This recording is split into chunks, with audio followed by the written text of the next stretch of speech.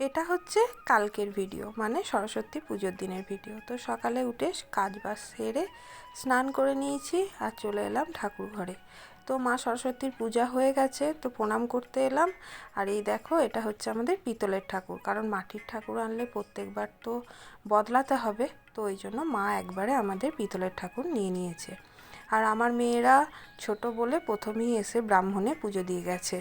তো এই দেখো পুজো হয়ে গেছে, তো মেয়েদেরকে খেতে দিচ্ছি। আজকে তো আর ওরা মুড়ি খেতে পাবে না, তাই একটু ম্যাগি করে দিলাম। আর এদিকে তাড়াতাড়ি করে আর মুড়ি খাবার কিচ্ছু বানানো হয়নি, কালকে অনেক কটা বেগনি ছিল, তো সেই বেগনিগুলোকেই গরম করে নিয়ে আমার বরকে আর বাবাকেও দিয়ে দিলাম। আর তার মধ্যেই আবার মা চা করে আমাকে দিয়ে গেল, তো একটু রান্নাঘরে দাঁড়িয়ে দাঁড়িয়ে চাটা খেয়ে নিচ্ছি। আমাদের আবার অনেক রকম নিয়ম আছে, যেখানে যেরকম নিয়ম সেরকমই রান্না বান্না হবে। আজকে আমাদের সমস্ত কিছু রান্না করে রেখে দিতে হবে, কারণ হচ্ছে ষষ্ঠীর দিন, সে ষষ্ঠীকে মা ষষ্ঠীকে দিয়ে তারপরে আমাদের ভিজে ভাত খাওয়া হবে।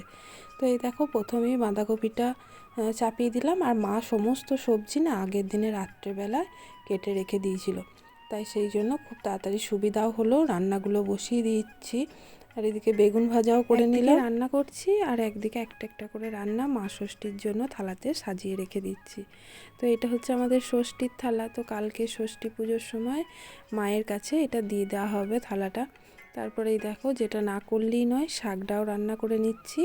আর তারপরে টমেটোর চাটনি হবে, পোস্ত হবে, আর সব থেকে হচ্ছে 5 কলাই সিদ্ধ, সেটা হবে। তো টমেটো চাটনিটাও করে নিলাম। আর এই দেখো, এটা হচ্ছে শুকনো করে একদম পোস্ত হবে। একটু পোস্তটা বেশি করেই করছি, রাত্রেতেও হবে, আবার ষষ্ঠীর দিনও আমাদের ভিজে ভাতে খাওয়া হবে। আর এইদিকে মাছটা হচ্ছে সবার লাস্টে, তো মাছের ঝাল করে নিয়েছি। আর এই দেখো, এটা হচ্ছে 5 কলাই, তো এটাকে বেগুন সমস্ত রকম সবজি শীতের যা আছে সব দিয়ে সিদ্ধ করা হয়েছে। আর এইদিকে মশলাটা ভেজে নিয়ে এর মধ্যে মিশিয়ে দেব, আর এর মধ্যে একটু পিঠেও বানিয়ে দিতে হয়। তো যার যেরকম যেদিকে নিয়ম সেরকম এটা রান্না করা হয়। তো আমাদের জানো বাবার বাড়িতে আবার বিড়ি কলাই দিয়ে করা হয়। আর এই দেখো, ম্যাডাম ফোন করেছিল, নাচের ক্লাসে যেতে হবে, সরস্বতী ঠাকুর এসেছে। তো আমরা সমস্ত রান্না বান্না করে একসঙ্গে 2-2:30টার দিকে বেরিয়ে পড়েছিলাম।